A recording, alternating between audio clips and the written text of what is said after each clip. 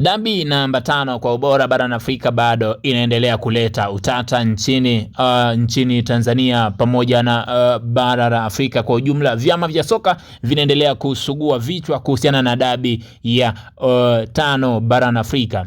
Simba na Yanga ni dabi ambayo nchini Tanzania inaleta mvuto sana, lakini pia barani Afrika imeshika namba 5 huku baadhi ya watu wakionekana kufuatilia sana dabi ya Simba na Yanga pindi wanapokutana katika ligi ya NBC Premier League na mashindano mengine.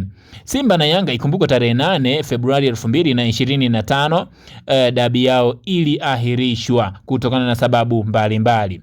Simba wakitaja kuwa sababu ya kuzuiwa kufanya mazoezi katika uwanja wa Benjamin William Mkapa akiwa kama mgeni ndiyo sababu iliyofanya wao kuzuia kutocheza mechi kwa siku ya tarehe 8 Februari 2025. Yanga nao walikuja uwanjani kwa mujibu wa sheria, ikiwa kama timu mwenyeji walisubiri mpaka muda wa mechi ulipofika then waliondoka, huku wakisema kuwa msimamo wao ni kuhitaji kupata alama 3.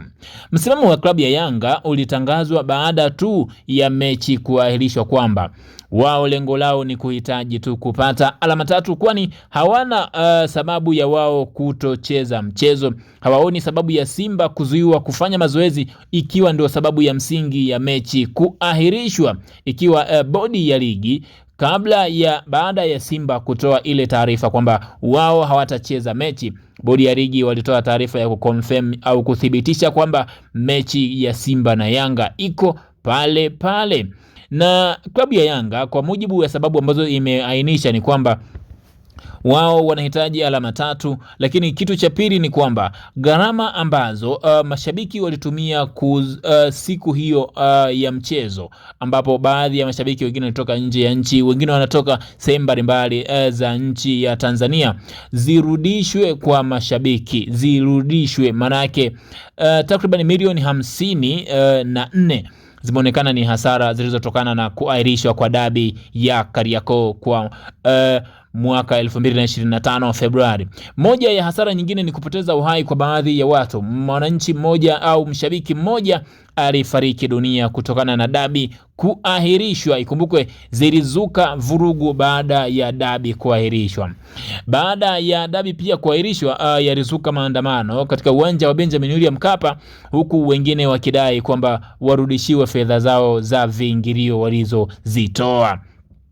Lakini klabu ya Yanga bado iliendelea kusimamia msimamo wake wa kwamba wanahitaji alama 3, huku klabu ya Simba wakionekana kuwa kimya sana kuhusiana na sekeseke la dabi kuahirishwa. Siku chache zilizopita waziri wa michezo mwenye dhamana ya kusimamia michezo nchini Tanzania Paramagamba Kabudi alikutana na viongozi wa timu zote mbili wa klabu ya Yanga pamoja na viongozi wa klabu ya Simba kujadili mustakabali wa hii sakata la Simba na Yanga dabi yao kuahirishwa, ikiwa ni sababu ni ipi. Lakini Yanga waliahidi kwamba ikiwa hawatasikilizwa madai yao ya kuhitaji alama 3 na kurudishiwa gharama zote za mchezo kuahirishwa, wao wataenda mbele, yani wataenda kushtaki kesi yao CAS.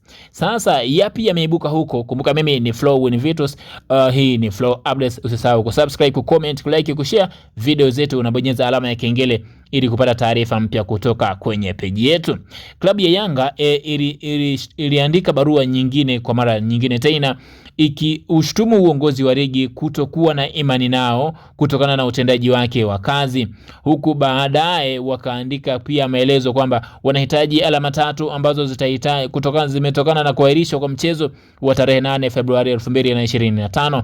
Sababu nyingine ni kwamba ikiwa hawatatekelezewa hayo yote, kesi yao wataipeleka CAS, ambako huko watahitaji kupata suluhu zaidi ili kupata haki yao. Leo CAS imepokea barua ya klabu ya Yanga, imepokea pia barua ya TFF kuhusiana na sakata linaloendelea la kuahirishwa kwa mchezo wa tarehe 8 Februari 2025, ambapo CAS imetoa siku 10 kwa klabu ya Yanga pamoja na klabu ya Simba pamoja na TFF kuandaa utetezi wao kuhusiana na kesi ambayo inawahusu watu hawa wawili Simba na Yanga ambao ubora wao umefanya mvutano mkubwa sana mpaka sasa.